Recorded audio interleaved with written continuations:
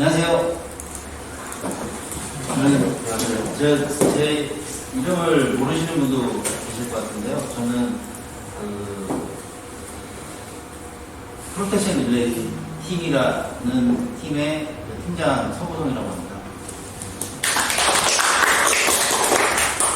저희가 한 3년 정도 코로나 때문에 이제 정기 실무 교육을 쉬었는데 이제 부랴부랴 이제 준비를 해가지고 하다 보니까 이렇게 제가 생각했던 것보다 만족스럽지 않는데 일단 시작을 했으니까 대신에 저희가 예전보다는 예전에는 1년에 한 5번 준비하면은 그때 또 4명 이하면 취소하고 막 그랬거든요. 근데 지금은 이제 8번 하려고 해요. 12월, 1월 빼고 그 다음에 7월, 8월 빼고 나머지는 전부 교육이 있으니까 자주 오셔가지고 한 번 배웠던 거라도 자주, 그리고 이제 예전에는 똑같은 것만 계속 했어요. 근데 지금은 저희 팀 인원도 많이 늘어나고 해가지고 저도 좀 이렇게 교육을 할 수 있는 시간이 좀 생기는 것 같고, 또 이제 엔지니어링 팀도 좀 본가라고 돌아가면서 좀 신경 써가지고 좀 하려고 하니까 필요하신 거 있으시면, 그리고 이제 지금은 8번의 교육 외에도 원하시는 고객별로 따로 오셔가지고 1박 2일로 하는 것도 하고 있어요. 원하시는, 그렇게 하고 깊숙하게 배우시는 방법도 있고, 그 고객의 계통에 맞게 이제 교육하는 방법도 있으니까, 지금 저희가 거의 그래서 이제 교육센터식으로 이제 하려고 하니까요. 많이 이용해 주시고. 오늘 제가 좀 설명드릴 내용은, 전력계통 보호기술의 변화라는 이런 제목으로 이제 자료를 만들었는데, 나눠드린 USB에 제가, 어떤 거를 실었냐면,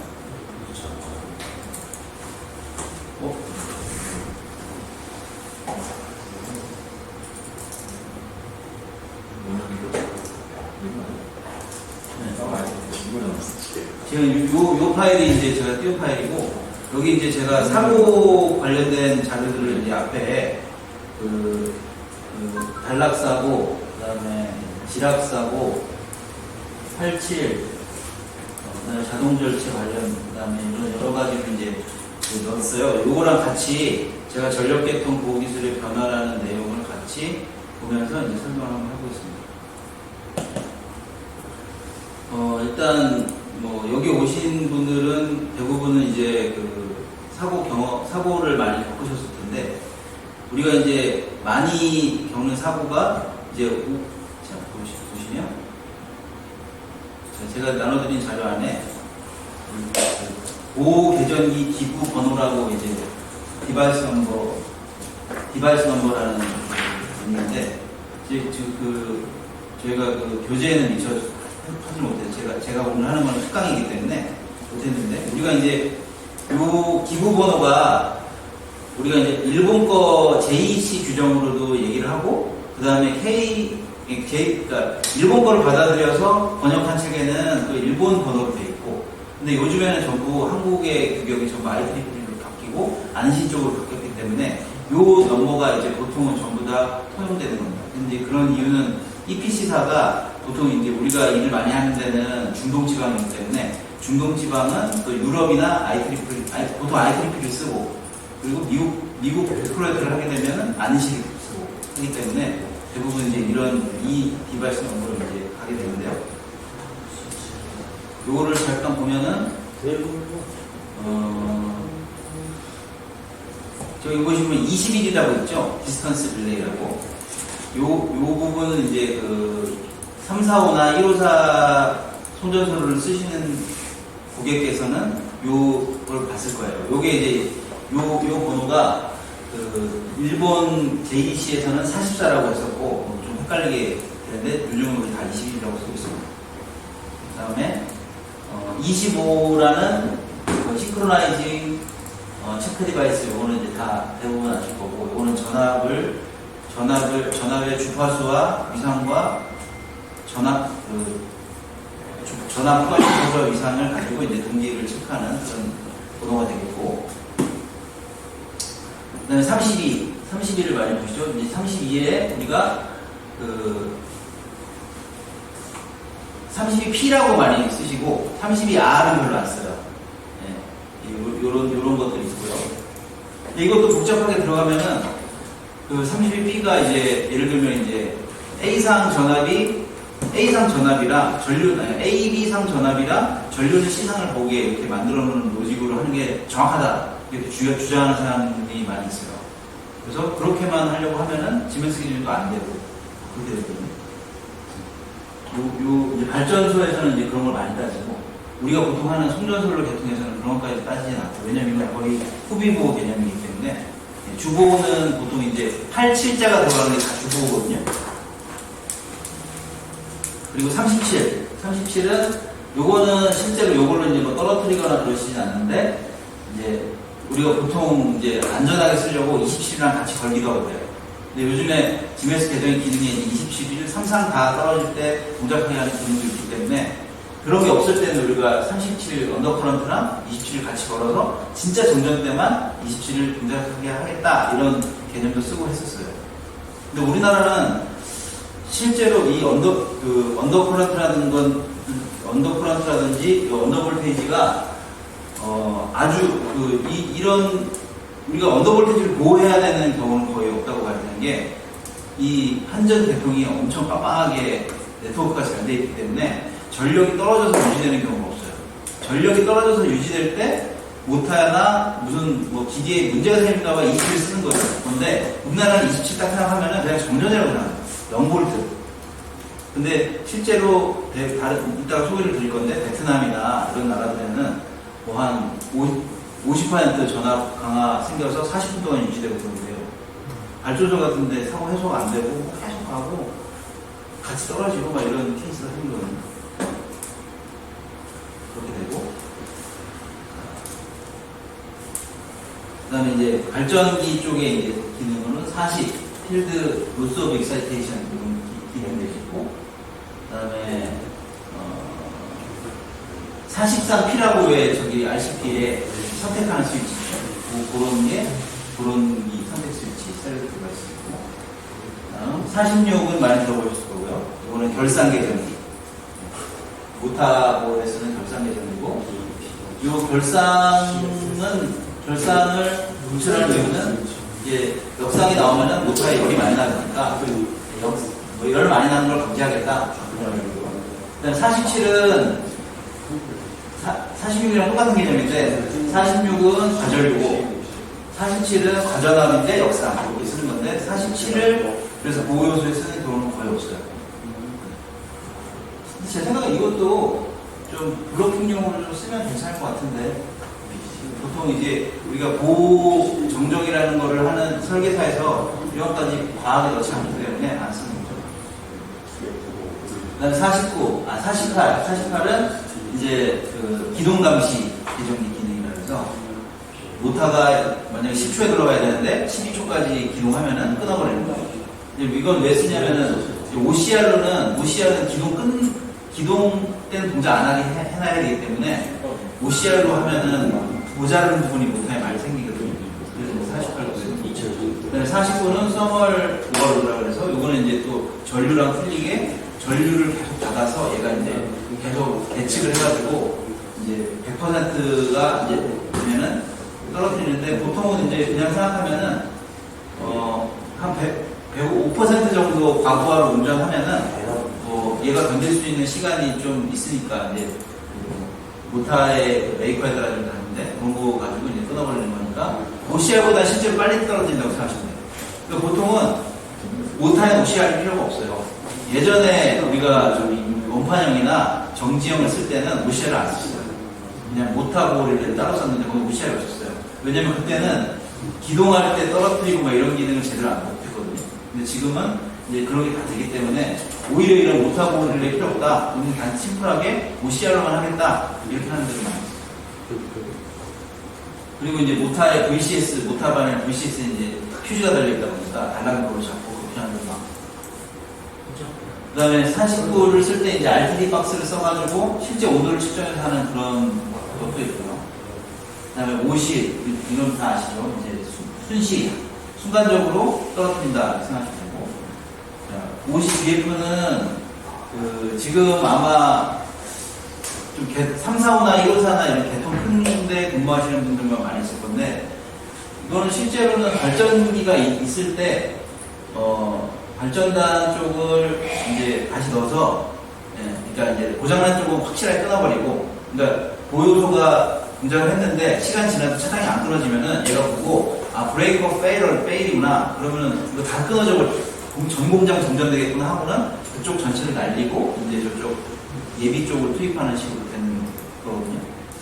그런 기준입니다. 50G는 그라운드 지압 가절기 정리.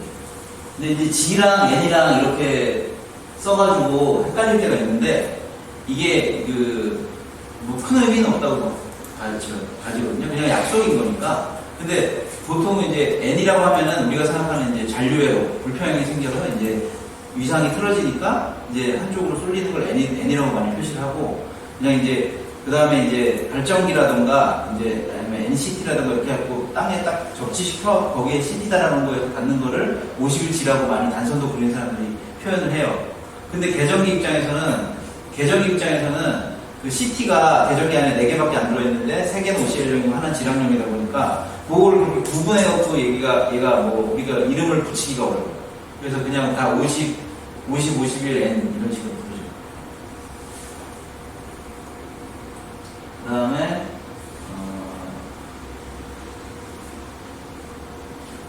50, 50 있고 51L은 이제 아까 48이랑 비슷한 개념인데 48은 기동이 너무 이제 오래 가면 끊어버리는 거고, 얘는 기동 실패하고 나서 어느 일정 시간 동안 못 높여 놔요.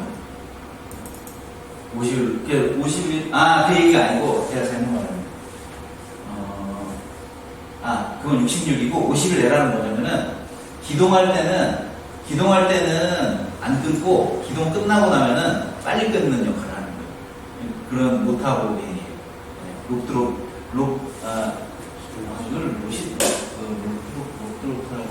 롭드로터 맞지?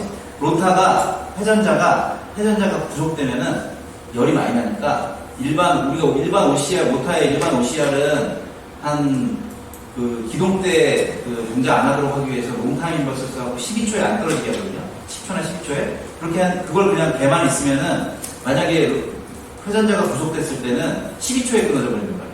회전자 부족되는 전류가 별로 안 나오니까 달라게 하니까. 그래서 이제 기동 때는 6배가 흐르는데 회전자 부족 때는 2~3배밖에 안 흐르니까 그럼 더 오래 걸리니까 12초가 아니라 더 오래 걸리니까 기동 때 6배 돌려서 동작 안 하다가 기동 끝나고 나면은 동작하게 만드는 그런 기능을 갖고 있는 게 50입니다. 이건 이제 우리 GMS에서는 모타 프로텍션 전용 계정들이만 있고, 그 다음에 이제 51V라고 하는 거는 전압 억제부 한시 과절 계정이 이름이 어려운데, 이거 뭐냐면은 전압의 크기에 따라서 전류의 시간을 조절시켜버려요.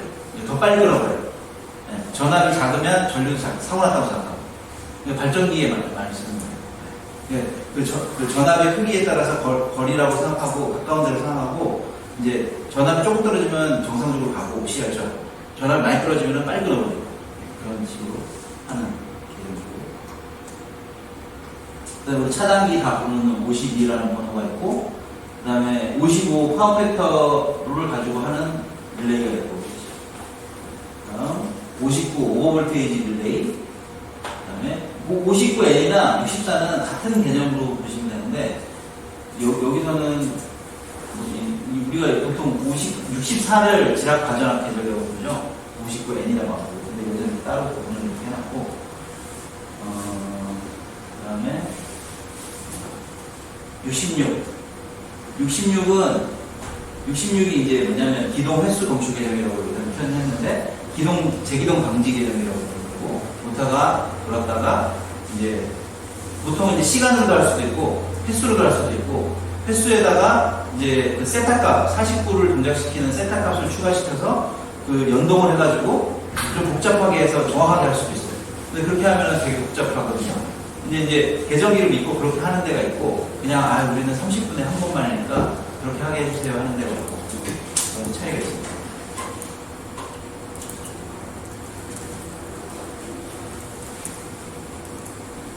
그다음에 74라고만 돼 있는데 74TC라고 그래갖고 이제 지메스 계정기에는 기능이 하나 있는데 그 차단 회로 감시 기능 그러니까 74는 알람이니까 알람 릴레이니까 요 뒤에 TC를 붙이면은 트리코일 슈퍼비전이라고 트리코일을 감시하는 계정기 기능이 이제 지메스 계정기에 있어서 요거 많이 쓰고 있죠.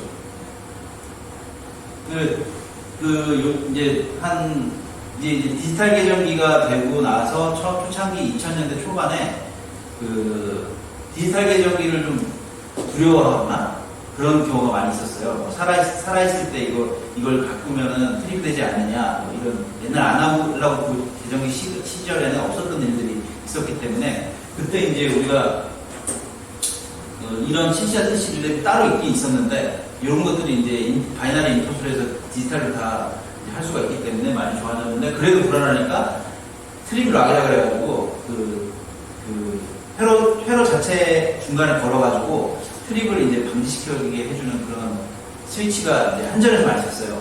한전은 왜냐면 살아있을 때도 개통이 이제 느껴져 있으니까 87 노선보호 계정이라는 걸 시험할 때는 트립락을 전부 내리고 그런 식으로 이제 하는 거를 본받아가지고 우리나라 이제 민간 수영가에도 쓰기 시작했거든요. 그래서 이제 하이닉스 같은데 이런 데는 이제 LCP부터 그 트립락 스위치가 달려있어요.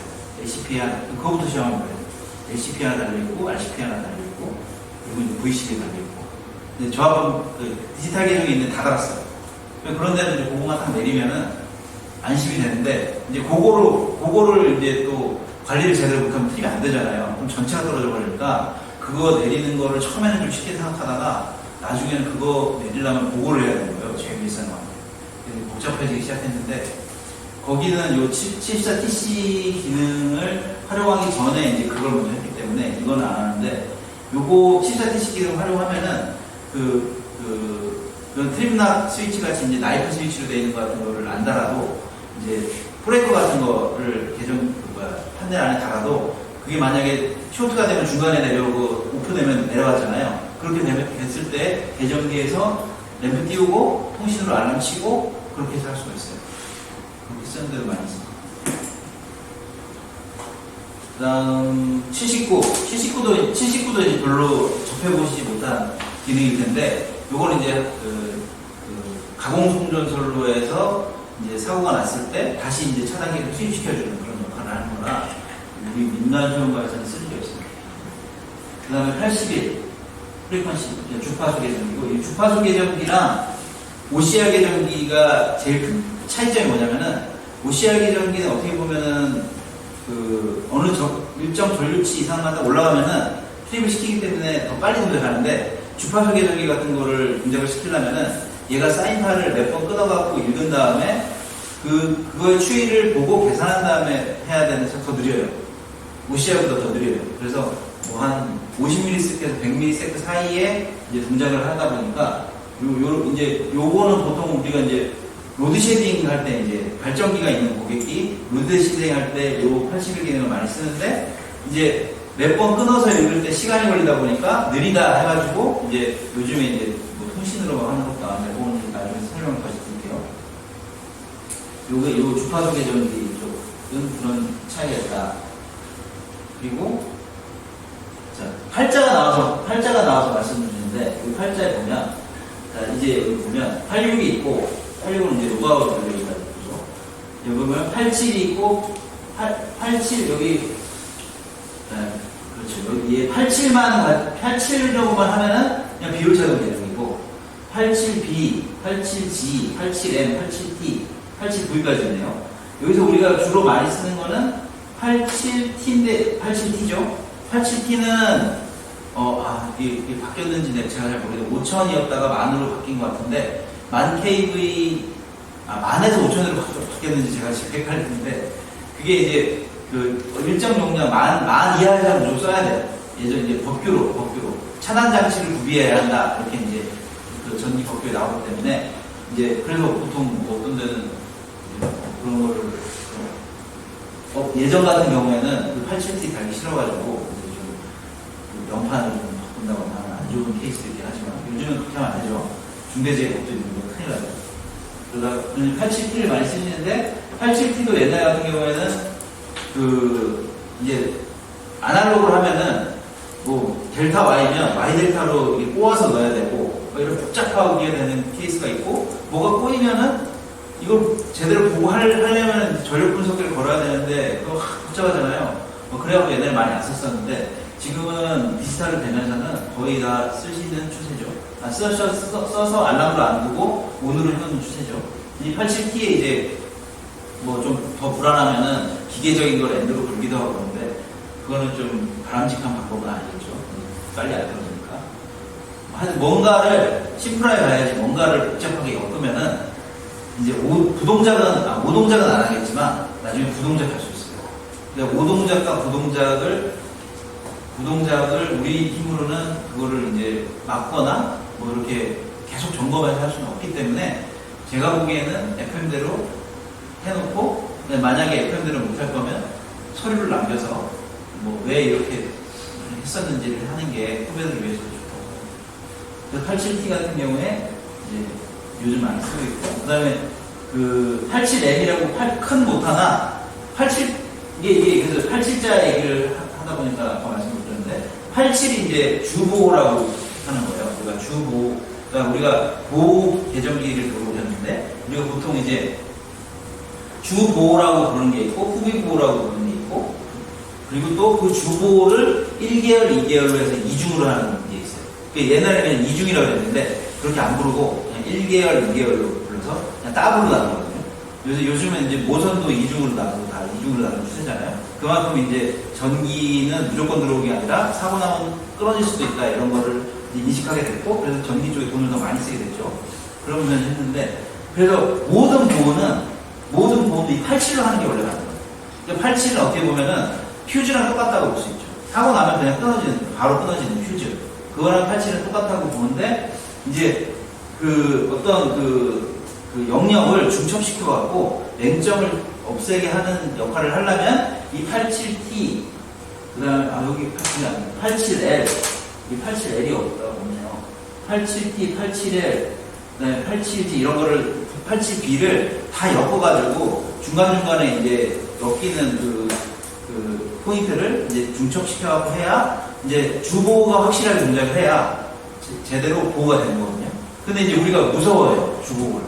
왜냐면은 이걸 이 87이라는 건 전부 뭐 계정끼리 CT를 받아갖고 상쇄시키고 막 복잡하거든요, OCR에 비해서. 그러니까 이걸 옛날에 전부 알람을 돌렸는데 지금은 그렇게 안 하죠. 왜냐면 이제 시험하는 업체도 많이 늘어났고 시험 업체들이 제대로 된 시험기를 가지고 제대로 이제 시험을 해서 이제 하고 거기다 이제 87T나 87B 같은 경우에는 요즘에는 그 콘덴서를 넣어서 보기도 해요.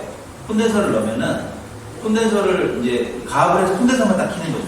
이제 발전기를 켤 수도 있는데 발전기를 물릴 수도 있고 콘덴서를 켤 수도 있는데 콘덴서를 켜는 게 간단하니까 콘덴서를 켜서 콘덴서가 이제 역가하게 되면서 이제 그 P가 마이너스가 나오겠죠. 근데 이제 얘들 87 같은 경우에는 특히 87T 같은 경우에 87G도 어떻게 보면 제너레이터 디퍼런셜이지만 이 87인 비율 차동을 그 제너레이터에 안다는 거고 얘는 모터에 안다는 거고 얘는 그 변압기 안다는 거고 여기 이제 없는데 L이라고 해서 라인 그 케이블 양단에 걸면 비율 차동이 되니까 근데 비율 차동의 기본 개념은 항상 그 사이드 완쪽이라고 하는 쪽에 R상에 들어오는 전류를 0으로 잡아요, 위상.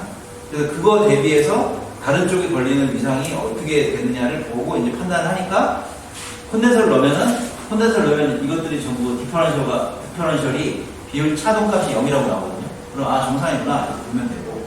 근데 이제 콘덴서를 넣으면 편한데 이제 예전에 그런 콘덴서를 넣는 거를 하는 거를 어쨌든 전압이 걸리니까 전압이 완전히 걸리기 전에 대통에 전압을 안 걸고 확인하는, 그러니까 그 단품 확인하는 방법을 하는 방법이 그 준공시험 책자 같은 데 많이 소개가 되는데 변압기 같은 경우에는 이제 440을 1차 측에 가압해가지고 2차 측 차단기 빼고 그걸 이제 커먼 시킨 다음에 이제 부하를 설계해서 하는 그런 방법도 있고 되는데 어쨌든 모든 이런 87은 부하 시험이라는 게 항상 있어요.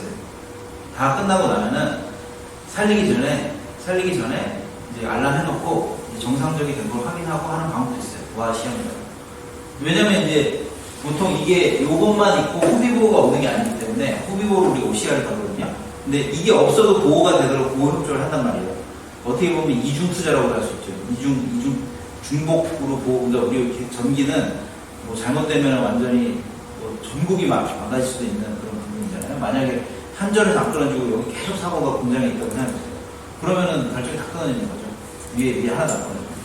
그러다 보니까 보수적으로 접근해야 되니까 이제 그 트립을 여러 개 OCR 순시도 있고 OCR 한시도 걸기 때문에 후비보호를 이제 이런 부분에서 얘는 알람을 하고 이제 하는 방법이 저희 대전기 하는 사람을 추천하고 있죠. 자, 그래서 대부분 다 말씀드렸네요. 자, 이렇게 보셨고, 그래서 지금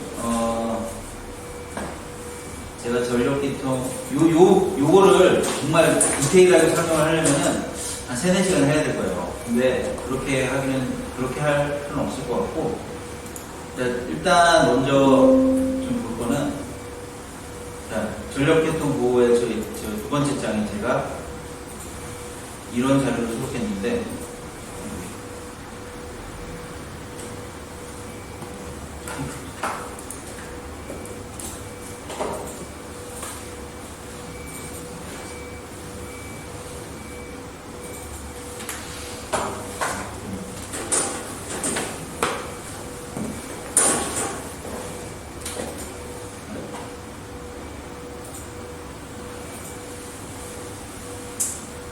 아까 이제 27 관련하면서 말씀드렸는데 저전압이 계속 유지되는 어떻게 해야 되냐 이런 대책을 이제 여기는 외국인데 외국에 이제 한국 공장이 들어섰거든요. 근데 어떤 일이 있었는지 좀 보여드릴게요. 어떤 일이 있었냐면 그 자료에 보면은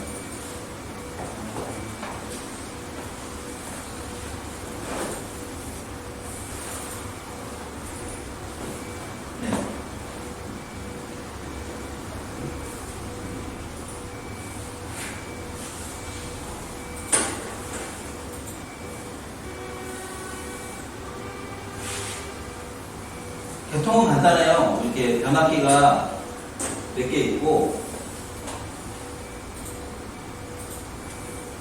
변압기가 여기 이제 지금 예전에 2개였다가 지금 이제 5개까지 늘어났고, 발전기들이 이제 거기다 다니는데, 여기가 이제 베트남이에요. 베트남인데, 전압이 어떻게 떨어지냐면은, 처음에 유지를 하다가 툭 떨어져가지고, 49초 동안 이제 이게 여기가 이제 22,000이었는데 12,800V까지 떨어져서 49초 동안이나 유지가 돼요. 그러니까 그 위에 발전소라든가 변전소가 엄청 안 좋게 돼 있어요. 그러다 보니까 이제 이런 일은 우리나라에서는 상상할 수가 없는 일이잖아요. 그래서 여기서도 지금 이제 디지털 메타에서 레코딩을 된 건데 저희가 이제 하이텍에서 이제 자미차라는 이제 독일 브랜드 메타를 이제 밀고 있는데, 얘가 이 메타들의 디지털 메타들의 특징은 계정이랑 틀린 게 뭐냐면은 아주 짧은 마이크로세크를 이제 검출할 수 있게 해놨어요. 그러니까 이제 마이크로세크에 적용이 돼 있다 보니까 트렌드를 기록하는 거는 뭐 해봐야 2-3분밖에 안 돼요. 근데 그러다 보니까 이게 되게 짧게 해놨죠, 이제 트렌드를. 그러다 보니까 여기서 툭 떨어졌다가 이렇게 올라가가지고 여기까지 하다가 기록을 못하게 되거든요. 메모리 용량이 초과해서. 그래서 못하다가 이제 그것도 있고, 올라갔다가 이제 그러니까 밑으로 내려갈 때 한번 찍고 다시 이제 회복되는 또 찍는데, 회복을 여기서 이제 리미트 걸었는데 올라오는 게 이때 찍은 건데 49초 동안. 그래서 우리는 이때 이렇게 됐는지, 뭐 이렇게 됐는지 알 수가 없어요. 그게 좀 불편한 점인데, 이런 부분을 우리가 좀 정확하게 하려면은, 이제 이 메타 안에 트렌드 기록을 이제 또 트렌드를 뭐 10분마다 저장하게 한다든가 1분마다 저장하는 기능이 있거든요. 그런 걸 기능을 활용해가지고 이제 만약에 이런 사고가 생겼을 때 이제 하는 것도 이제 대비를 하면 좋죠. 계정기는 이제 흔히들 이제 디지털 계정기가 나온 거니까 계정기 하나 다 된다고 생각하는데, 계정기 기능은 이제 프로텍션에 이제 정확하게 제대로 할 수 있게만 특화되어 있어가지고 그걸 활용하면 좋긴 하지만 그걸로 완벽하게 다 되진 않아요. 그것도 만지기도 부담스럽고, 아무리 그래도 거기다가 대부분 지금 트림락이 없잖아요. 우리 그 차량이 잭 빼고 이러고 막 그러고 있는 상황이라서 개정기를 만져갖고 뭔가 이런 개통을 이제 검측한다는 거는 아직은 이제 무리인 것 같고, 만약에 그걸 제대로 되려면 전기를 꺼도 되는 세상이, 예? 저기 꺼지면 꺼졌나 보네. 꺼질 수도 있지, 이런 세상이 와야 되는데, 좀 어려운 부분이에요. 그래가지고 지금 이렇게 이 전화가 학생이니까 전류가 조금 올라갔다가 이제 떨어지기 시작하는 거예요. 왜냐면 이렇게 27이 있었거든요. 27이 있어가지고 개통을 떨어뜨려 버린 거예요. 그래가지고 이제 발전기 돌고 그렇게 됐는데, 결과적으로는 이제 엄청 피해가 많이 났죠. 이때. 그래가지고 이때 어떤 제안을 했냐면은, 이렇게 돼 있는 상태에서 정전이, 이게 22,000쪽이거든요. 정전이 나면은 무조건 그냥 저전류를 검출해서 여기 ATS 시스템을 먼저 좀 2만 쪽에 여기 그 수전 라인에 투과를 해서 여기 요쪽 그 예비 쪽을 하나씩 놔가지고 예비 쪽 솔로를 넣는다. 0초에 27이 생기면 0초에 얼마나 위험합니까? 우리나라에서는 상상할 수 없는, 우리가 반대하죠. 뭐로 그렇게까지 하느냐. 우리는 이렇게 안 하고 차라리 ESS라던가 아니면 UPS에 의해서 불충분한 쪽 전력을 보완하려고 노력할 텐데, 여기서는 그렇게 할 수가 없는 거예요. 전체 다 끊어져 버리는 걸 하도 많이 경험하다 보니까. 그래서 ATS로 먼저 시스템을 추가하고, 그 다음에 이제 나중에 이제 정전을 할 때마다 이제 예비 변압기를 놔가지고 예비 변압기마다 이제 TR이 3개면은 이렇게 X 변압기라 해서 본 다음에 이제 변압기에서 이제 사고 났을 때는 변압기가 떨어지니까 요 HSBT라고 이제 고압 자동 절체 전용 대전기를 사용해가지고 이제 정전이 되면 얘를 넘기고, 여기서 이제 문제가 생긴, 정전도 되면서 만약에 이 차단기도 끊어지는 상황이 발생하는 케이스를 여러 개를 해가지고 그런 상황이 생기면 HSBT로 해서 예비 변압기. 그러니까 이게 우리가 이제 보호 요소, 보호 기능을, 전력계통 보호 기술이라는 게 변화라는 게 요즘에 보면은 전부 다 예전에는 없었던 그런 자동 절체라든가, 그 다음에 로드 쉐딩을 통신으로 한다든가, 아니면 우리가 이제 지금 당연히 익숙해졌지만 로그 기록이 자동으로 실시간으로, 예를 들면 전체가 전전됐어요.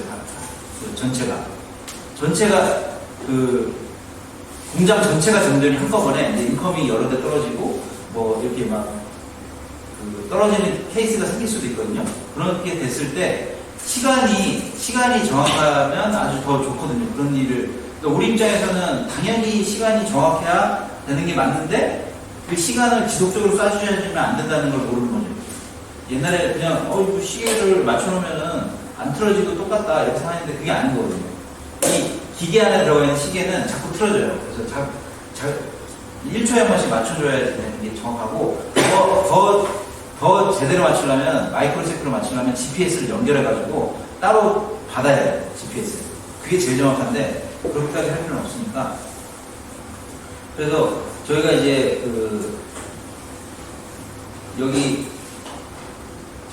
제가 드린 자료 안에 OCW의 냉정 지락사고라는 자료가 있는데, 이거는 여기 오신 고객 중에 한 분 회사에서 났던 사고예요. 근데 어떤 문제가 있었냐면은, 여기 보시면은 요 CT랑 요 차단기 사이에서 사고가 났었어요. 네. 그렇게 되면 어떻게 되냐면은, 이게 진짜 이런 일은 잘 일어나지 않는데 여기서 사고가 나버려갖고 얘 CT가 감지를 못하는 거죠. 이런 경우는. 네. 그러니까 얘가 안 떨어지니까, 이 차단기를 못 끊으니까 이 차단기가 떨어지는 거예요. 근데 이때 이제 보호 흡족 값으로, 그래서 이제 우리가 보면은, 우리가 이제 분석을 해봤더니 사고 감지 후에 이제 1호사는 요거는 이제 같은 계통이니까 1.5초에 떨어지고, 얘는 0.5초에 떨어지고, 여기는 0.6초에 떨어지도록 이렇게 보호흡조를 해놨는데, 실제 차단된 거는 이제 0.4초에 떨어지고, 한꺼번에 이제 0.4초 여기서 떨어지고 나서 이제 여기서 이제 고장이 해소되고 뭐 이런 식으로 돼 있었다는 걸 알아가지고 좀 다시 이제 점검하고 이제 하는 그런 케이스가 있었거든요. 그러니까 저렇게 맹점에서 사고가 나게 되면은 보호를 해야 되는 상황을 해야 되고 뭐 이렇게. 근데 저걸 제일 잘 막을 수 있는 방법은 87을 거는 게 원래 확실해요. 그러니까 87을 걸면 퓨처는 팍 끊어지니까. 근데 이제 그런 주보를 못하는 과투자를 해야 되느냐 그것도 문제니까 그렇게 할 수가 없는 거고. 그러면 이제 저런 케이스가 생겼을 때 만약에 이제 2개월화 해가지고 적이 떨어지면 다른 데 넘어가게 하려고 그러면 또 이제 변전소마다 다 개통을 이중화로 해야 돼요. 한 대씩 50%만 쓰게 해가지고 넘기고 한쪽 정전되면 넘기고 그런 식으로 써야 되는데 그렇게 하려면 또 돈이 많이 드니까 처음부터 계획을 해야 되고 그런 상태가 되겠죠. 자, 27 전압 강화 얘기를 하다가 이제 HSBT 얘기까지 나왔는데 154 쪽 낙뢰가 생기면은 전압 강화 생기는 거를 저희도 넣어놨는데, 자, 여기 보시면 154 볼트로 유지를 하다가 낙뢰가 생기니까 거의 뭐 60%가 없어지면서 50kV까지 떨어지죠. 근데 잠깐이에요. 낙뢰니까. 그래서 뭐 여기 보시면 이게 50ms 50ms 정도 낙뢰가 쳤다가 이제 낙뢰가 쳐가지고 이제 전압 강화가 생긴 거고, 그리고 그때 이제 전류도 이 정도로 올라가는데 이때 이제 이 OCR이 공작하거나 뭐 그럴 수도 있는 거고, 또는 이제 참새나 새 조류들이 똥을 싸면은 이게 이제 154 케이블에서 이제 씩 늘어나면서 이제 붙어버려가지고 그런 케이스도 생기거든요. 그런 그래프들이고 이렇게 해가지고 이제 그런 교통사고들이 이렇게 되는데, 그래서 지금 이제 저희가 나눠드린 자료에 보면은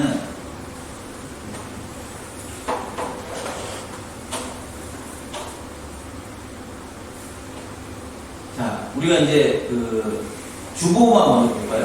주보를 먼저 보면, 자, 87B를 이제 해놓잖아요? 그러면은, 87B 단락사고 그래프를 한번 볼게요. 이거는 이제 지운다고 지웠는데, 어딘지는 뭐 대처 수 없네. 이때 이 87B가 제대로 동작해가지고, 이제 전체 정전이 안 되고 제대로 됐어요. 그래서 전압강 이때는 이제 아마 GIS 안에 뭔가가 문제가 있어가지고, 제대로 됐는데, GIS도 우리가 GIS라 그러면 뭐 고칠 게 없다고 생각하잖아요. 그런 게 아니에요. GIS도 기기 중이기 때문에 안에 가스도 점검하고 막 해야 되는데 터지는 경우가 많아요. 그래서 이때 이제 GIS 안에 어떤 문제 때문에 전압이 이제 거의 0V로 확 떨어지면서 전류는 20메가까지 이제 올라갔고, 이때 이제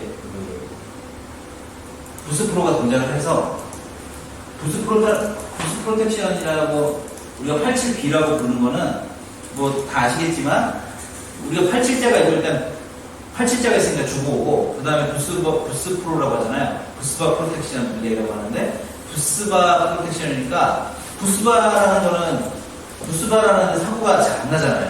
우리가 사례를 보면은 100년에 한 번 나요. 그러니까 근무하는 도중에 한 번도 안 날 가능성이 원래는 많거든요. 근데 만약에 났다고 하면은 이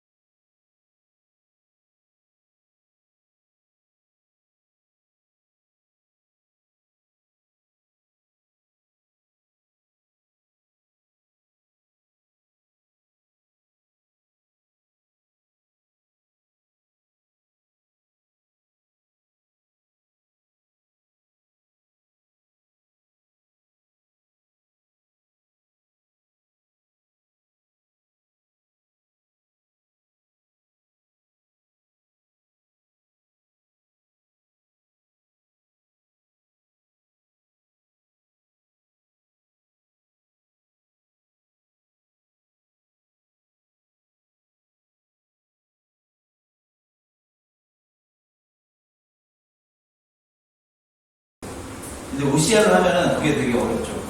그런 부분이 있어가지고 이 87B 주보 때 제대로 동작해갖고 정체 정렬되는 걸 막아주는 거죠. 자, 그 다음에 그리고 이때 이런 개통사고를 잘 접할 수 없을 텐데 이때 부안 쪽에서도 이제 부스에서 사고가 나고 개통이 다 엮여있다, 전전소가 다 엮여있다 보니까 다른 쪽에서도 그쪽으로 전류를 주게 되는 거예요. 그래서 이제 전류의 각도를 봤을 때는 우리가 66인데 67이 동작을 했거든요. 67 동작을 해서 이거는 전류가 거꾸로 올라오는 게 되는구나 하고 이때 이 임상도 찍었어요. 이걸 알 수가 없고. 그래서 동작은 1ms의 프림 명령이 나가는 거죠. 근데 이 실제로는 1ms 전에 계정기가 판단하는 시간이 항상 있어요. 근데 계정기 입장에서는 그걸 표현을 안 하고 계정기에서는 0이라고 나와요. 그러니까 픽업이 0ms인데 픽업하기 전에 판단하는 시간은 항상 있는데 그게 이제 주파수 계정기 같은 경우에는 100ms고 OCR 같은 경우에는 10ms고 67 같은 경우에는 계속 그 방향을 봐야 되기 때문에 전압을 이제 전압 대비해서 하니까 전압을 계산하려면 시간이 좀 걸려서 좀 더 올리고 이런 차이가 있습니다.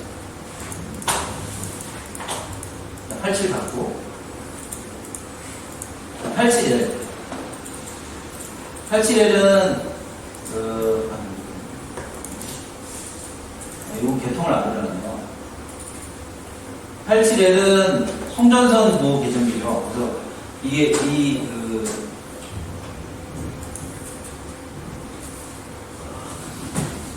그러다 보니까 이 87 계정기에 87L이라고 안 써있어요.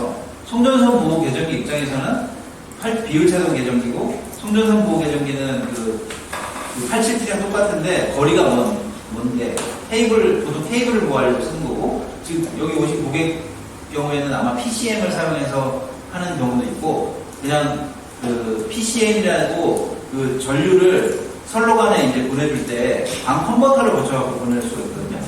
그렇게 하면 뭐 더 좋다고 옛날에 좀 썼는데 실제로 필요 없어요. 지금은 계정기가 좋아져가지고 그냥 방 케이블 깔고 방 컴버터 없이 PCM 없이 그냥 이렇게 하면 되는데 예전에 다 그 중간 처리 장치를 거쳤기 때문에 PCM이라고 그랬어요. PCM 87. 근데 지금은 이제 근데 이제 그거를 이제 한전에서 강요를 하고 막 그랬었는데 지금은 강요를 안 해요. 근데 강요를 안 해서 안 하는데 제가 알기로는 한전 개통 쪽에 PCM 관할하는 쪽은 통신 쪽이고 또 이제 전력 쪽이 또 따로 있어서 얘들끼리 이제 힘겨루기가 있어갖고 써야 된다. 우리 때가 있고 안 써도 된다 이런 데가 있고요. 근데 이제 군내에는 쓸 때는 그런 비싼 장치 쓸 필요 없으니까 그냥 계정끼리 이제 원 케이블을 묶으면 되는데 보통 이제 거리가 87T 같은 경우에도 이제 만약에 송전선 보호 계정기인데 중간에 변압기가 있을 수도 있어요.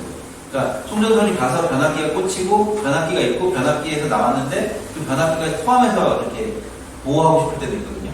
그럴 때는 이제 송전선 보호 계정기 옵션 안에 변압기 보호용 송전선 변압기라고 하면 되는데 87T를 쓰게 되면 이제 CT를 가져가야 되는 거리가 너무 멀기 때문에 그거는 이제 케이블을 묶을 수가 없으니까 송전선 보호 계정기에서 이제 전류를 PDI 프로텍션 코드로 해가지고 받아들여가지고 이제 주파수를 아주 잘게 끊어가지고 이제 보게 되는 거죠.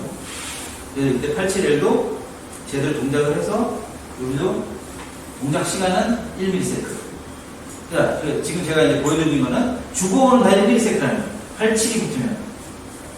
그래서 우리가 예전에 원판형 계정기에 이제 50 같은 거는 기본이 0.03초였어요. 그냥 0.1초나 0.03초든 30ms나 100ms예요. 정해져 있어서 그 0.03초 30ms를 이제 그냥 따라가자 해가지고 이제 기존의 OCR 순시를 전부 30ms로 세팅하고 그러거든요. 예전 걸 답습하는 거죠. 근데 요즘에 이제 디지털이 나오면서는 이렇게까지 할 필요가 있나? 이렇게 30ms를 유지할 필요가 있나? 그냥 완벽하게 기계를 믿을 수 있다면 0초로 하는 게 더 좋지 않을까? 전압 강화를 막기 위해서 0초로 많이 해요. 순시 기능을. 근데 어차피 순시는 피드에만 쓸 수 있고 인커밍에는 쓸 수 없기 때문에 인커밍을 보호하는 87 주고 기능에는 전부 이제 이런 식으로 1ms라고 나온 거고. 87을 갖고 87T 한번 볼까요? 뭐지? 뭐야, 안 되지.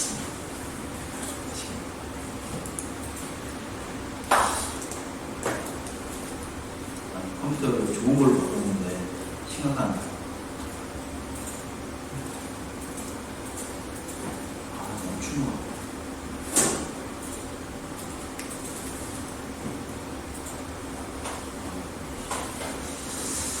자, 87T를 한번 볼까요? 87T는 우리가 단락사고 났던 것도 있는데 제가 이제 찾기가 좀 어려워서 픽업 기록을 한번 볼게요.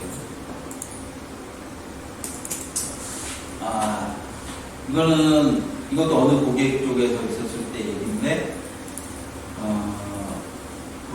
시간이 틀리다 뭐 이런 옛날 얘기를 막 해요. 요즘에는 시간을 갖고 오거나 6180 쓰시는 데는 다 시간이 똑같고 해서 그런 일이 없는데, 시간을 못 맞추는 데서는 이제 이렇게 되고, 여기는 이제 픽업만 했던 기록이에요.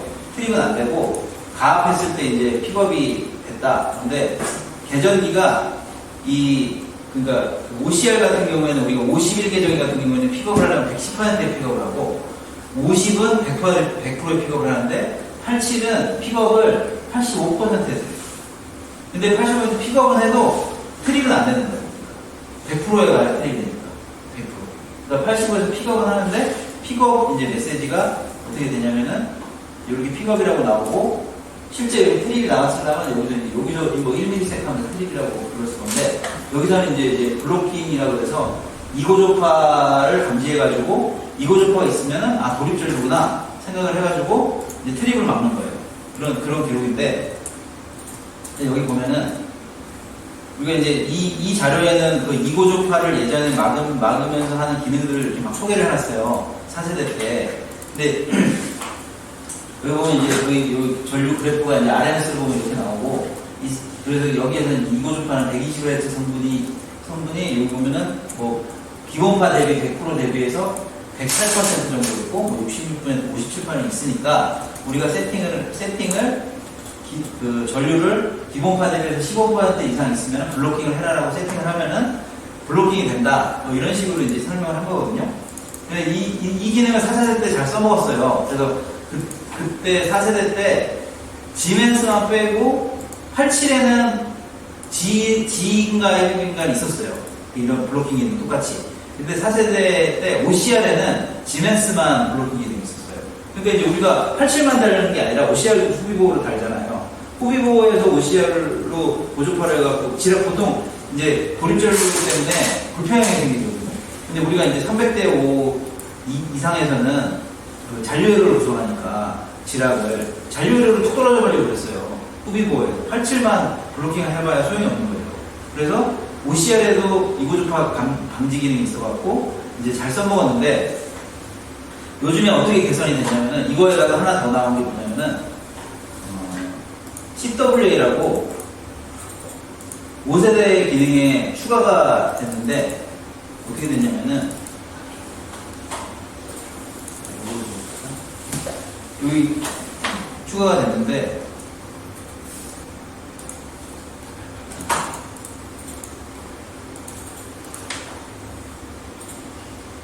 무슨 기능이 추가되냐면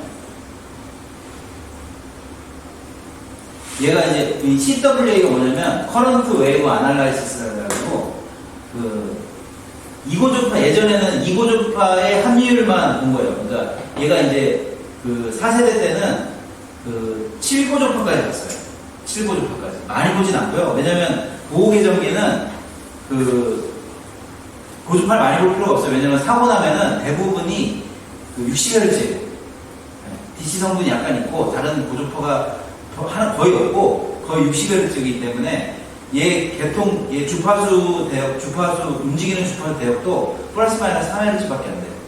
일반 그 OCR 계정기는. 발전기용 계정기 같은 경우에는 20Hz부터 80Hz 주파수에 분자할 수 있도록 돼 있어요. 전류도. 근데 OCR 계정기는 그 정도 플러스 마이너스 3Hz인데 그러다 보니까 7kHz까지, 7고조파까지밖에 안 받고 그 고조파를 이제 그 중에서 2고조파만 딱 봐가지고 2고조파랑 3고조파, 5고조파를 분석해가지고 87T 기능 안에는 그 고조파가 있을 때 어떻게 할래? 이렇게 이제 옵션을 정할 수가 있었어요. 근데 그것만 갖고 좀 불안한 게 뭐냐면은 가압할 때 사고 나면 어떡할 거냐면 가압할 때. 가압하면서 뻥 터지면은 가압을 할 때는 2고주파가 있단 말이에요. 그럼 가압하면서 사고 났으면 빨리 끊어야 되는데 2고주파 방지 기능 때문에 늦게 떨어지면은 그 위에가 떨어진다거나 또 피가 크잖아요. 그래서 그런 걸 방지하려고 얘들이 뭘 만들었냐면은 돌입전류가 발생하면 항상 이렇게 그 평평해지는 부분이 생긴다는 거예요. 그래서 커런트 웨이브를 분석해가지고 이 평평해진 부분이 있으면 항상 이제 삼상이 똑같이 이렇게 평평해진 부분이 생긴다. 정상적으로. 그러면 CWA 기능이랑 CWA 기능 평평해지는 걸로도 블로킹할 수 있고 2고조파 함유율 갖고도 블로킹할 수 있는데 둘 다 쓰게 되면 이제 둘 다 쓰게 되면 둘 다 쓰고 싶을 때는 이제 만약에 CT 하나가 고장이 있어요.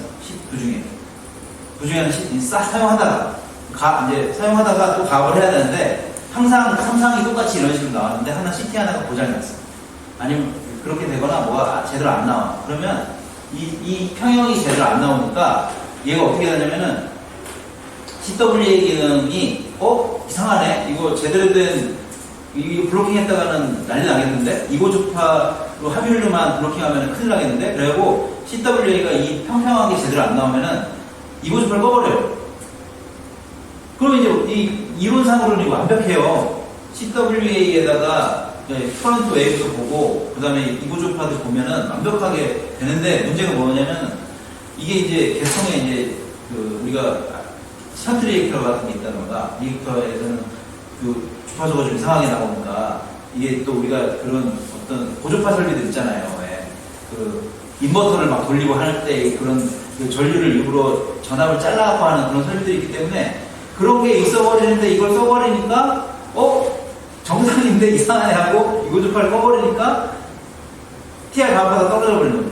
그러니까 이제 이게 완벽한 것 같지만 실제 우리가 적용을 하려고 그러니까 생각이 너무 많아지는 복잡해집니다. 이거 2고조파만 블로킹해서 잘 써먹고 있었는데 가압하다가 포화되거나 이렇게 CT가 문제 생길 일이 얼마나 있을까 퍼센트를 따져야 되는 거지.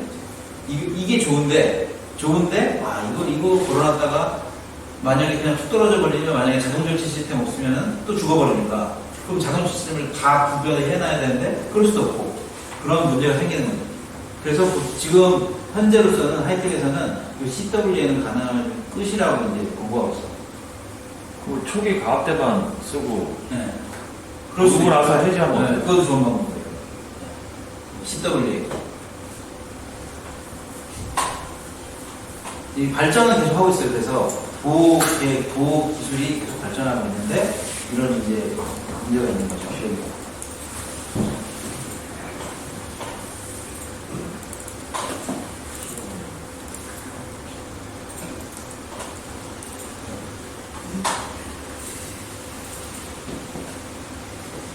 자, 87 갖고 그 다음에 뭐일까요? 이거를 한번 볼까요?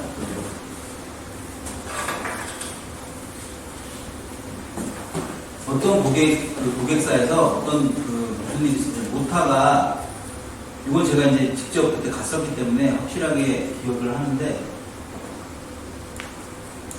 이거 아니고 모타인데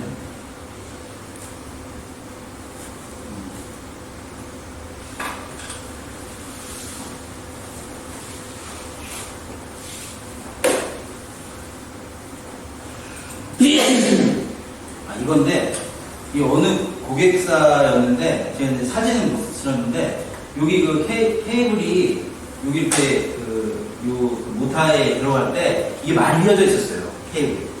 그래가지고 그 휘어진 부분에서 이제 쓰다 보니까 절연이 파괴됐어요. 그래갖고 이제 절연이 파괴되다 보니까 그 시스선을 타고 이제 접지가 됐을 거 아니에요. 그 접지가 돼서 거기에 이 옆으로 간다. 그래갖고 옆으로 가가지고 얘가 그 10호기에 문제가 있었는데 11호기까지 문제가 생겨버렸어요. 그래서 다 떨어져 버렸어요. 근데 그때 또 문제가 있었던 게 뭐냐면은 얘가 이제 그 지락을 반환시로 걸어놨거든요. 반환시로 걸다 보니까 얘가 이제 반환시는 전류가 많아야 빨리 떨어지잖아요. 근데 얘가 이제 전류가 아주 어중간하다는 거예요. 딱 그 트립이 탁 될 만한 것보다 약간 나았어요. 그래가지고 처음에 지락 생기고 나서 이렇게 쭉 시간 이 정도까지 쭉 가다가 이제 그 지락이 단락으로 확대되는 일이 벌어졌거든요. 그래갖고 인커밍까지 떨어졌죠. 그래서 그때 우리가 이 고장들을 이렇게 확대하고 뭐 이렇게 분석을 해보면은 메인에서 계측된 그래프는 이렇게 보이고 그 밑에 그 실제 그 모타 쪽 계정기에서 기록된 그래프는 이렇게 보였거든요. 근데 나중에 이상하게 왜 그래프도 전류가 틀리지 해서 보니까 그 CT가 그러니까 계정기에서 포화되는 거는 이런 식으로 표현해요. CT가 포화되면 왜냐면 이제 모타에 있는 CT가 작잖아요. 몇백 대 5밖에 안 되는데 고장 전류가 엄청 크게 나오니까 CT가 포화되면서 그래프 전류가 이상하게 나옵니다. 그래서 항상 사고 나시면 메인 것까지 같이 봐야 돼요. 메인의 저 고장 전류까지. 그래서 이런 식으로 해가지고 이런 식으로 제대로 나오게 되는 거고 안 나오게 되는 거고 그리고 분석을 이런 식으로 했었죠. 그러니까 단락에 지락이 나다가 항상 해소가 안 되면은 단락까지 던지는 게 이제 이런 케이스고 그리고 그런 케이스가 이제 그 6600에도 똑같이 이제 있어가지고 여기 같은 경우에도 똑같이 지락 사고가 났는데 시작은 90A인데 여기는 100A가 떨어지게 돼 있었거든요. 그러니까 안 떨어지고 쭉 가다가 이제 이렇게 돼버렸죠. 하도 오래 가니까. 그러다가 이제 단락 사고가 나면서 이제 퇴비되는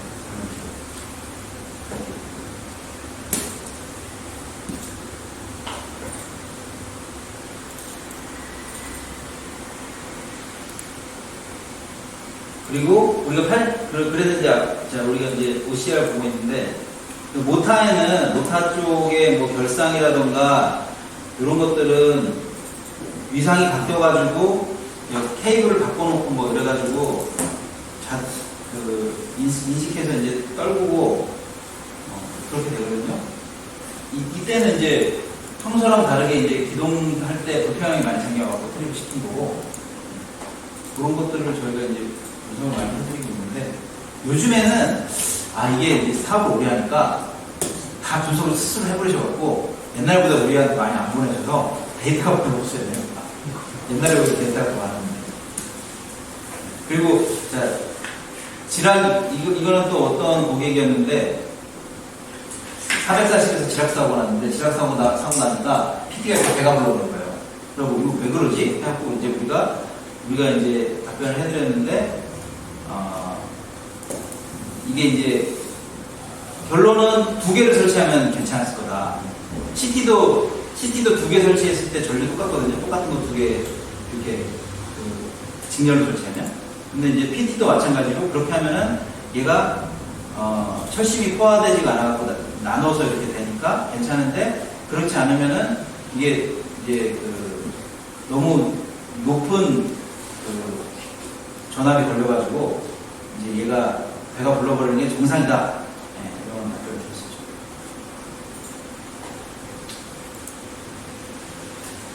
드렸었죠. 이렇게 이제 여기 안에 제가 자료를 많이 넣어놨으니까 나중에 한번 저 보고서 쓰시기 편하게 제가 파워포인트 있는 거 그냥 넣어놨어요. 이거 가지고 보시고 이제 이런 사고들이 다 생기면은 우리가 이제 할 수 있는 거는 ATS랑 HSBT로 이제 넘길 수밖에 없거든요. 우리 전기 입장에서 전압을 제대로 공급하려면. 그래서 여기 보시면 요즘에 예전에 이제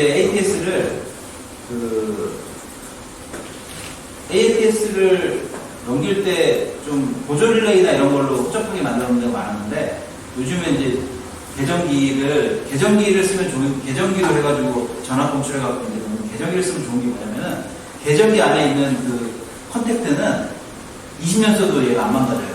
근데 보조 릴레이 같은 걸 하면은 얘가 이제 열화가 오래 걸리면은 동년 열화가 망가져 버리니까 넘길 때 못 넘기고 그러거든요. 그래서 우리가 이런 계정기를 해가지고 옛날에 보조 릴레이 있던 거를 계정기로 바꿔가지고 이제 로직을 다시 짜서 하는 그런 걸 많이 하고 있죠. 그래서 뭐 이렇게 계정기 안에다가 로직 같은 걸 약간 넣어가지고 한 점 끊어주고 반점 끊어주고 할 때 어떻게든지 요거에 맞게 해드릴게요 해갖고 이제 해드리고 그러고 있어요. 그리고 이제 아까 이제 베트남 거에 보여드렸던 것처럼 이제 이렇게 HSPT 시스템도 이제 해가지고 그 지멘스에 있는 HSPT 시스템이 요즘에는 많이 이제 비싸다는 생각도 안 해요. 거의 1억 가까이 하거든요. 1억이 아니라 한 7, 8천만 원 가까이 해요. 이제 고압반에는 이제 많이 가려고 하세요. 그래서 한 번 넘기면은 5천만 원을 뽑는다 이거죠. 1억은 뽑는다. 제대로 넘기면. 그래서 그런 것들을 이제 우리가 많이 하고 있는데, 그래서 지멘스 HSBT는 현재 나와 있는 거는 그 차단기 2개, 이렇게 예비 TR에서 이렇게 상용 TR을 넘기는 차단기 2개용이 있고, 그 다음에 인커밍 2개, 그러니까 인커밍 2개 타이 이렇게 하고 3CB용으로 되는 두 가지 모델이 있어요. 근데, 제가 이제 유튜브에 나눴는데 올해 8월에 21개 차단기까지 되는 그 HSBT가 나왔어요. 5세대 기반으로. 그래서 저희도 이제 아직도 적용을 안 해봤는데 가격이랑 그냥 스터디해보는 중이고, 그러니까 ATS랑 HSBT로 우리가 이제 어떤 문제를 해결하는 것밖에 지금 답이 없는 상태고, 근데 거기에 이제 우리가 추가해가지고 로드 쉐어링이라던가 좀 계정기를 더 활용해가지고 계정기 안에 있는 기능을 좀 더 활용해서 좀 더 해보자고 이제 좀 했던 게, 저희가 이제 여기 보호 기능 향상 옵션이라고 해서 요거를 한번 가져가셔가지고 각 고객사에 맞는 적합한 게 어떤 게 있을까 하고 뭐 제안해보시는 것도 나쁘지 않은데, 우리가 4세대부터 해가지고 보호 기능 향상 옵션은 어떤 걸 많이 했냐면은 뭐 자동 절체 시스템, 요거는 계정기로만 한 거고, 지금은 전용 모델이 나온 거고, 그 다음에 이 변압기 자동 온오프 시스템은 안 맞는 데도 많을 건데 원하는 데도 있는 거예요. 그러니까 만약에 정전이 오래 가요. 근데 이런 일이 잘 일어나지 않기 때문에 할 필요는 없는데, 정전이 오래 가서 그냥 다 죽어버렸어. 그런데 사람이 막 뛰어가서 살려야 되잖아요. 근데 그런 걸 안 하고 그냥 자동으로 살리게 하는 거예요. 변전소에 변압기가 자동으로 정전됐다가 순차적으로 한꺼번에 들어가면 불일조리가 많이 발생해서 이제 우리 방지 기능이 있긴 한데 X가 있기 때문에 인컴이 떨어져 버리니까 순차적으로 이렇게 들어가는 자동 온오프 시스템이 있고, 그 다음에 계정기가 고장났는지를 보는 뭐 그걸 하드웨어 결선으로 했었어요, 예전에는. 근데 지금은 통신을 다 하시기 때문에 고장나면 통신 안 되거든요. 그러니까 통신 안 되는 거 가서 보면 되는 거고, 그래서 이건 이제 요새 많이 했어요. 그 다음에 리버스 인터록이라고 하는 거는 뭐냐면은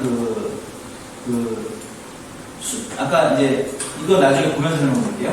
그 다음에 인노이즈 컬트 레코딩이라는 거는 이제 예전에 우리 컬트 레코딩 보호반 따로 있었어요. 지금 안 써요, 거의. 그거를 한전에서는 꼭 써요. 그러니까 뭐냐면은 컬트 레코딩이라 보호반이라고 해서 감시반이라고 해서 CT를 컬트 레코딩용 CT를 다 설치한 다음에 패널하다 그걸 전부 컬트 레코더 기기에 넣는 거예요. 그래갖고 무슨 사고가 나면은 계정기는 아날로그나 뭐 그런 걸 수도 있으니까 퀄리티 레코더를 보는 거예요.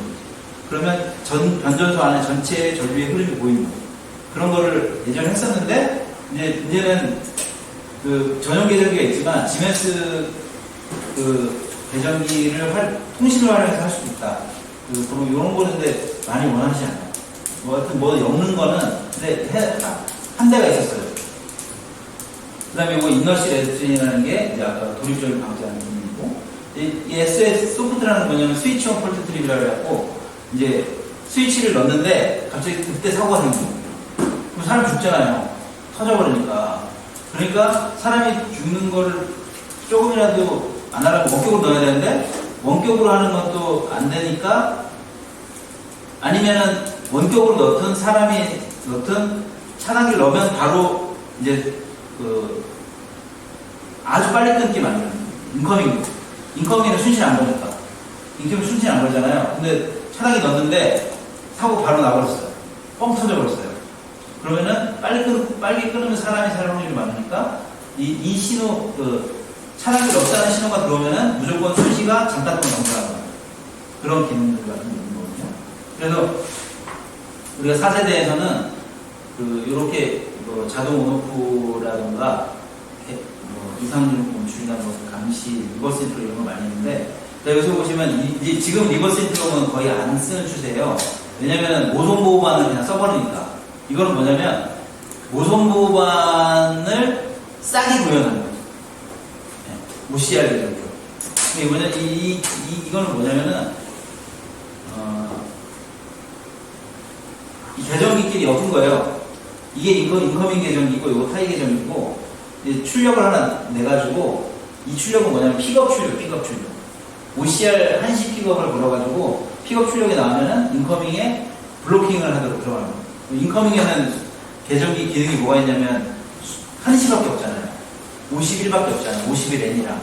근데 51N이랑 51N밖에 없으니까, 근데 그러다 보니까, 순시를 쓰고 싶은데 여기서 만약에 뭐 여기 부스에 사고가 나면 얘가 팔이 끊게 만들어버리고 싶은데 순시를 못 쓰니까 안 되니까 순시를 걸고 여기서 만약에 이제 이게 개통이 만약에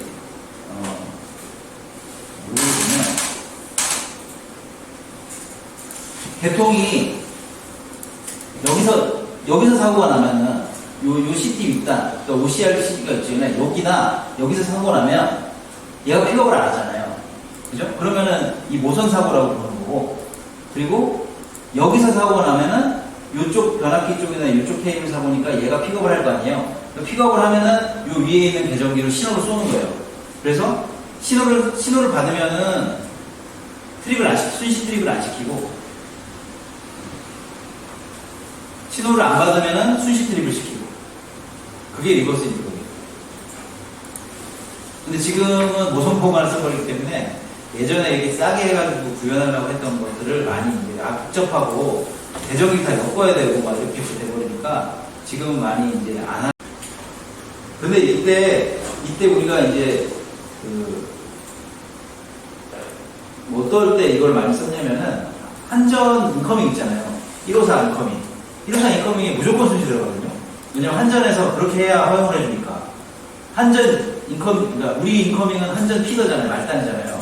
그럼 거기서 그러면 걔는 무조건 빨리 끝나고 그러니까 순시를 건단 말이에요. 그래서 우리가 이거를, 아까 퍼센트로,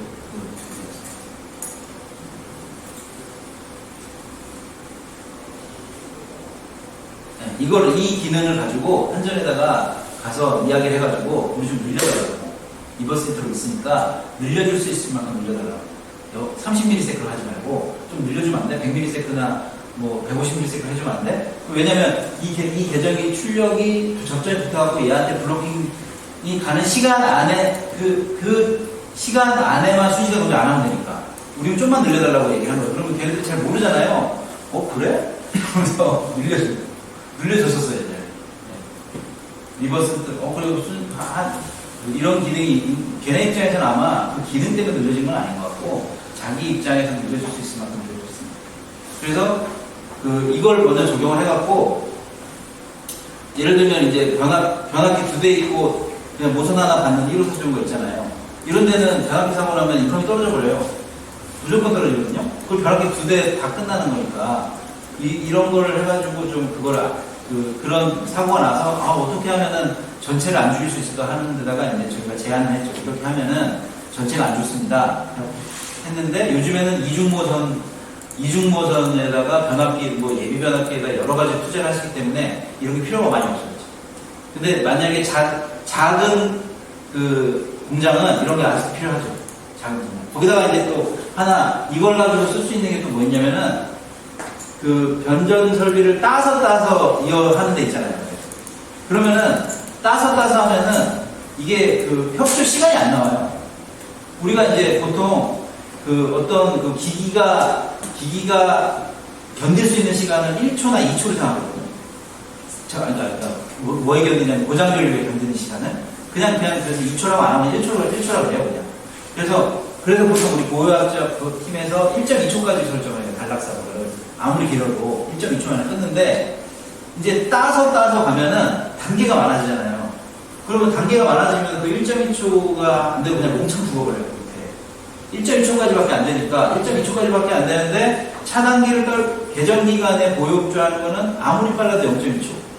왜냐면 이 기계, 판단하고 출력 나오는데 시간이 걸리기 때문에 0.2초간의 갭은 두는데 보통 안전하게 하려고 0.3초를 두거든요. 그럼 1.2초면 4단계까지밖에 안 돼요. 근데 보통 0.9초로 할 수 있단 말이에요. 그럼 3단계까지밖에 안 되잖아요. 근데 막 이걸 따서 봤어. 그렇게 하면 공사비가 줄거든요. 이 변전실 옆으로 주변 변전실 안 가고 옆에 있는 변전실에서 피도 하나 따갖고 그 옆에 있는 변전실 메인으로 가는 거죠. 아무도 모르고 그렇게 하는 거예요. 보험료랑 신경 안 씁니다. 그렇게 해버리면 하는 데가 옛날에 많았거든요. 그런데 대책이 없잖아요. 주변 현실에서 전부 케이블을 다 끄는 방식으로 하려고 그러면 이게 돈이 얼마가 들고 살아있는데 어떻게 할 거예요? 작업은 어떻게 할 것이에요? 그러니까 그러면은 요 리버스 인터널을 써가지고 요 옆에 있는 변전실에서 그 옆에 있는 변전실 인커밍에서 저 위에 있는 피더가 자기네 인커밍이니까 뭐가 그 사이에서만 사고 나면 되게 이렇게 블로킹식으로 쏴주면 한시 블로킹으로 해가지고 사용할 수도 있는 거예요. 근데 이것도 공사가 복잡하기 때문에 많이 사용 안 하고 있어요. 왜냐면 기존에 쓰던 뭐 사고도 잘 안 나지만은 사고 나면 당연히 같이 떨어지는 거가 보고가 돼 있는 상황이라 그거를 이제 이렇게 극복하려고 노력을 많이 하는데 그걸 극복하려면은 따서간데 한 거는 이 리버스 인터로딩을 써가지고 이제 그 한시 보호조 개념을 이제 개선하는 거죠. 그런 방식을 할 수 있습니다. 그래서 아까 뭐 그 여러 가지 설명을 드렸는데 이게 이제 4세대 때는 이렇게 했고 5세대 때는 똑같은 기능을 이런 식으로 할 수 있어서 이렇게 실어놨어요. 프로그램만 바뀐 거예요. 이런 식으로 할 수 있기 때문에 그 다음에 이제 마지막으로 통신 얘기를 잠깐 하면은 이 보호 기능을 발전시키는데 통신이 엄청난 역할을 하거든요. 요새는 솔직히 우리 전기하는 사람이 통신을 어떻게 해야 돼요? 배운 것도 없고. 근데 뭐 핸드폰 쓰듯이 이제 그냥 통신도 당연히 이제 머릿속에 이제 들어오게 되는데 이 통신이라고 보면은 계정기 입장에서는 통신 카드를 이 뒤에 이렇게 넣는 거예요. 이렇게 통신 카드를 몇 개를 더 추가할 수 있게 이렇게 나와요. 이렇게. 그래서 기본적으로 카드가 이제 스카다 카드 하나 꽂히고 그 스카다 카드 말고 여러 개를 꽂을 수가 있는데 그 카드가 지금 뭐 트랜스듀서도 꽂을 수 있고 그 다음에 그 PDI 카드라 그래서 계정기 간의 정보를 송수신할 수 있는 카드도 꽂을 수가 있어요.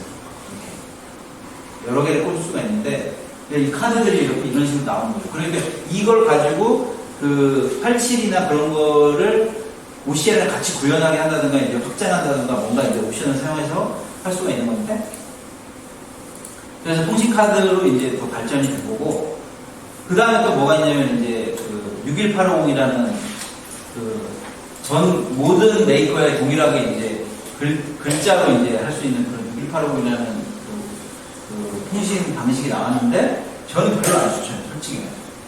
이게 너무 좀 불편하고 장점이 그래서 우리 교재에는 6180을 저기 장점을 여기 엄청 써놨어요. 장점과 타 통신 표준의 비교를. 근데 제가 보기에 진짜 장점 하나는 뭐냐면 SOE가 정확하게 된다는 거예요. 시간을 1초에 한 번씩 받아가기 때문에 그 시간이 틀어지지가 않아요. 제일 좋아요. 그거는 진짜 할만한데 다른 거는 굳이 이거를 써야 되는 이유가 있나 싶은 경우가 많이 있어서 그래서 우리는 요즘에는 모드버스로 하는 거를 많이 추천드리거든요. 모드버스 TC 타입을 해서 예전에는 이렇게 485로 돼서 구리선으로 했었는데 지금 랜선 고발하는 게 있어요. 근데 이것도 시간 동기화만 그 정확하게 그러니까 이제 6180만 정확한 건 아니고 모드버스 TC 타입을 해도 시간을 잘 쏠 수 있도록 설정해 놓으면은 충분히 똑같거든요. 그리고 이게 가격도 구성하기도 편하고 만지기도 편한데 중요한 거는 이제 이런 통신에 대한 그런 카드나 프로토콜의 그런 문제보다는 이걸 이렇게 연결을 하는 허브를 사용해서 연결을 하잖아요. 그럼 그때 문제가 돼요. 제가 지금 여기 이렇게 설명해 놓은 거는 그런 문제에 대한 해결 방법 같은 건데 여기 있는 있구나. 일단 한전 변전소가 6180을 요즘 다 쓰거든요. 근데 한전 변전소는 이렇게 1대1로 다 가요. 근데 우리는 그냥 어떻게 하는 게 좋다고 하냐면 그냥 이렇게 하려고 해요. 이렇게 따서 근데 이게 뭐가 문제냐면 공사하기 편한데 이게 문제가 뭐가 생기냐면은 이게 그러니까 이 링이라고 하는 그 링 통신 방식이라고 하거든요. 이 링 통신 방식은 우리가 이제 3, 4, 5나 이런데 차단기를 링으로 묶는 데도 있어요. 그것도 링이고, 이렇게 통신 케이블을 이렇게 채널에 넣었다가 뺐다 해갖고 이렇게 하는 것도 링인데, 링은 항상 문제가 생기는 게 뭐냐면, 돌잖아요. 돌게 돼 있잖아요. 그러면 도 계통에서 링을 하는 거는 문제가 뭐냐면, 한 군데가 고장나면 전체가 무너져요. 네. 그런 문제가 있고, 근데 이렇게 개별로 이렇게 하면은 문제가 없는데, 그래서 한전에서는 개별로만 해요. 왜냐면 이렇게 하면은, 링으로 하면 뭐가 문제가 되냐면, 이 링이 한 군데가 아니잖아요. 엄청 많았잖아요, 링이. 그러면 뱅뱅뱅 도는 포인트가 많아지는데, 이제 어떤 문제 때문에 그런 거냐면은,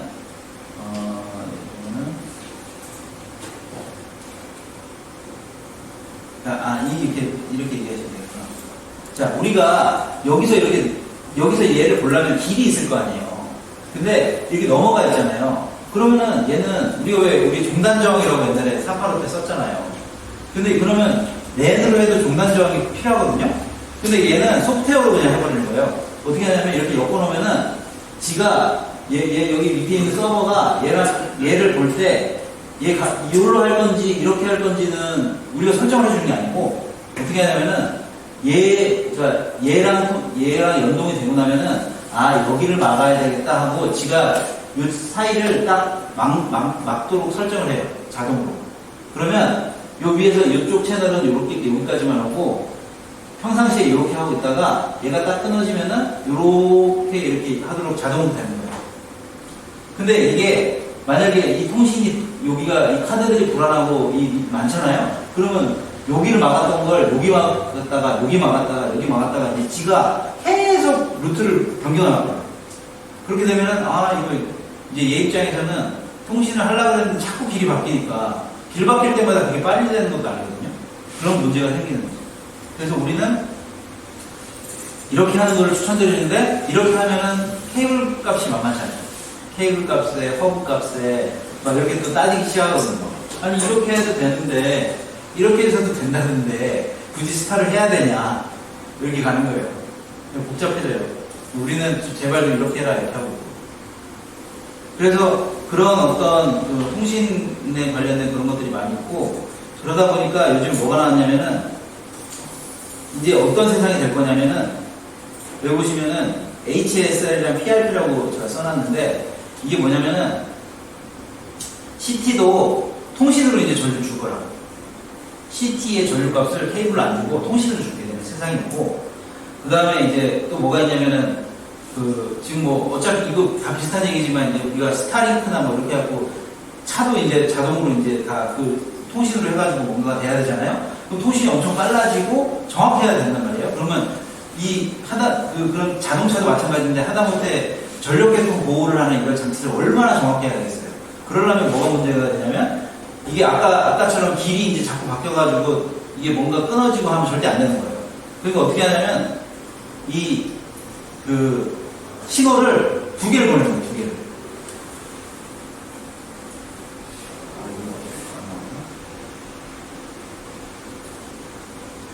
여기 있네. HSR 링허브라고 해갖고, 이게 이제 뭐냐면, 시그널을 안 잊어버리게 하는 그런 통신 방식인데, 뭐냐면, 지금은, 만약에 우리가 CB 클로즈라고 CB 클로즈 하나만 보내요. 지금 현재는 하나만 보내는데, 얘를 쓰면은, 얘가 동시에 얘한테도 보내고, 얘한테도 보내고, 채널 1,2가 양쪽으로 동시에 보내요. 그러면 어떻게 되냐면, 얘가 그걸 2개를 다 받잖아요. 그러면 먼저 온 놈만 처리하고 두 번째는 삭제시켜버려요. 그러면 어떻게 되냐면은 먼저 온 놈이 늦게 올 수도 있잖아요. 안 올 수도 있고. 그러면 두 개는 가니까, 그래도 2개는 가니까 안전하다는 거예요. 그러니까 이제 CT를 전류를 이제 주거나 만약에 87T에 통신으로 주는 CT 썼다고 생각하세요. 한쪽 전류가 안 오면은 그거는 사고잖아요. 차동이 생겨버리니까. 그러니까 그런 기술을 통신이랑 같이 접목해가지고 하려면은 이런 HSR이라든가 이런 시그널을 어떻게 줄 건지 하는 그런 것들이 이제 많이 개발돼가지고 지금 실제로 쓰고 있는데, 아직 한전에서는 이제 아직 안 쓰고 있으니까 우리나라는 한전에서 안 쓰면은 안전성을 보장 이제 막 서로 떠들 수는 없잖아. 아, 한전에서 안 썼는데 누가 알아요? 연구소에서만 써서 할 수 있는 게 아니니까. 근데 아직은 안 쓰고 있어요. 아직. 근데 언젠가는 쓰게 되겠죠? 그런 어떤 CT를 저희도 준다고 하는 세상이 되면은. 그래서 이제 앞으로 만약에 저는 6280 별로 안 좋아하는데 6280 세상이 되면은 지금 어떤 식으로 되냐면 에디션 1과 2가 있어요. 지금 에디션 1 세상이에요. 네. 근데 이제 에디션 2 세상이 나와. 그건 뭐냐면 뭐 지열이라든가 태양광이라든가 뭐 이런 거에 대한 어떤 표준 코드들이 나오면서 그거를 이제 흡수하고 막 그렇게 되거든요. 근데 그렇게 되면 어떻게 되냐면 원을 사용하게 되는 프로그램은 또 2는 못 읽어주는 거예요. 이래요, 이제.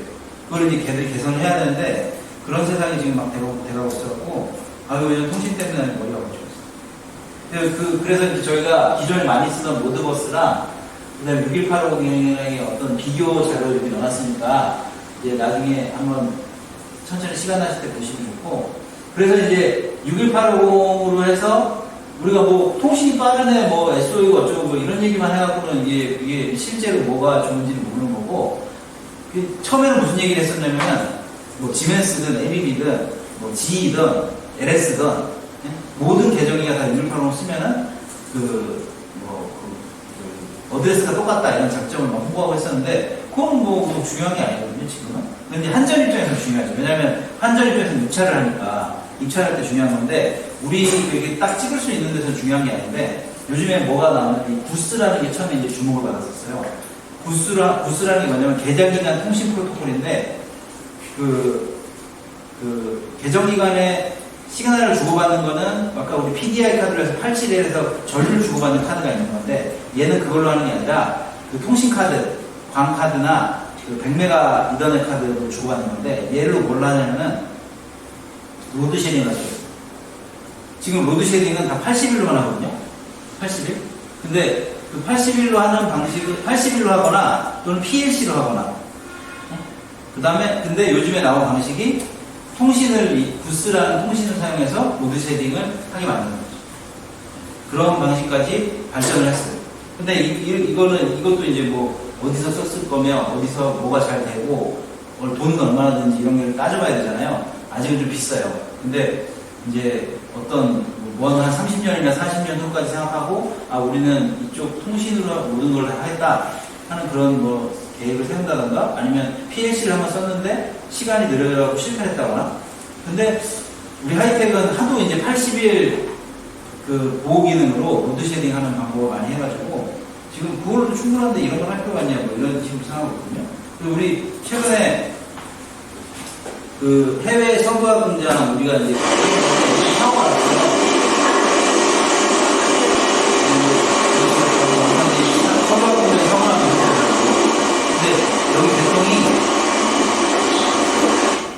여기 개통이 이렇게 돼 있어요. 이렇게 돼 있는데 여기 보면 이제 변압기에 하나 갖고 변압기 하나 그러니까 아마 여기 2회선인 것 같은데 하나 안 그려진 것 같은데 여기 있고 SDG 하나 있고 GTG 하나 보통 이렇게 되거든요.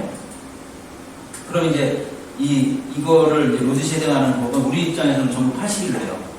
그래도 충분하거든요. 왜냐면 저희가 들은 바로는 아까 우리가 로드 쉐딩을 이걸로 하는 6180 구스로 하게 되면 장점이 뭐냐면은 예를 들어서 우리가 ACB 단까지 전부 6180을 썼어요.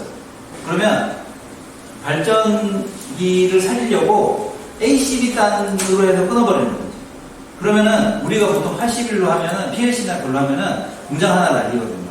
그러면 그 우선순위를 프라이어리티라고 우선순위를 둔 다음에 공장을 날리는데 6180으로 하면은 잘게 끊을 수가 있어요.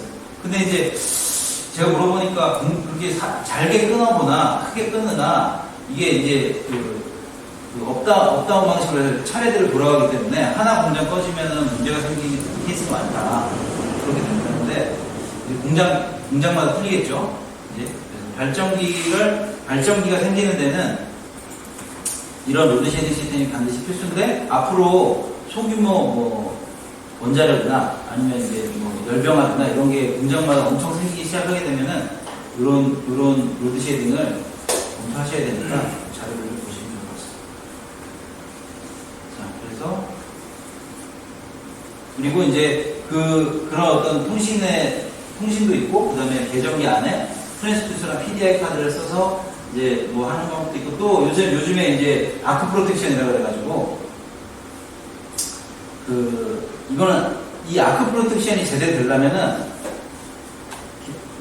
이 빛을 갖고 전류도 가서 엔드로 하는데, 실제로는 아크 프로텍션이니까 아크가 발생했을 때 프로텍션 하려면은 빼야 될 거 아니에요, 접지로. 근데 그게 이제 문제가 많이 생겨요.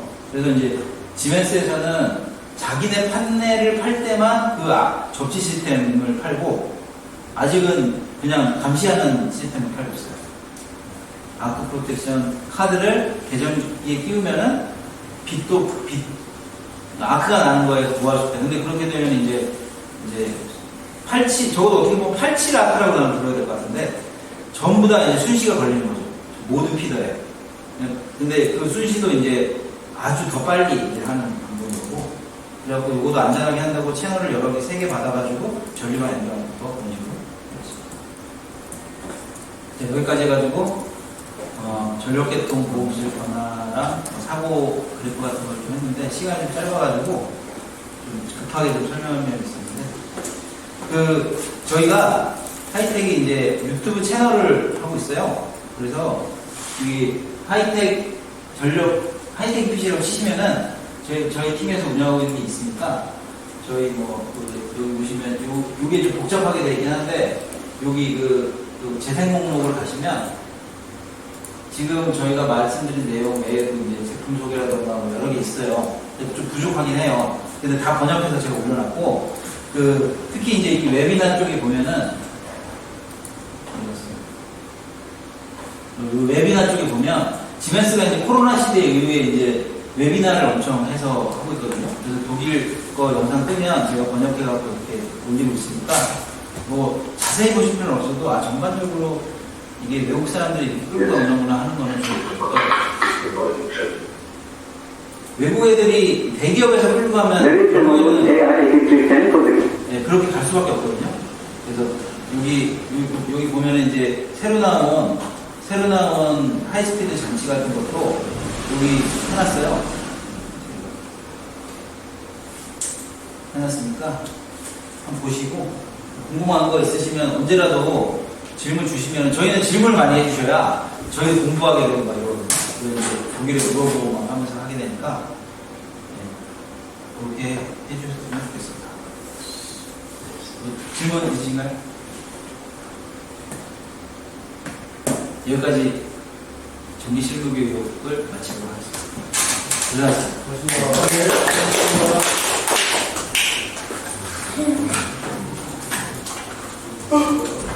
식사를 어떻게 하실까요? 식사하고 가셔야죠. 바로 가셔야 돼요.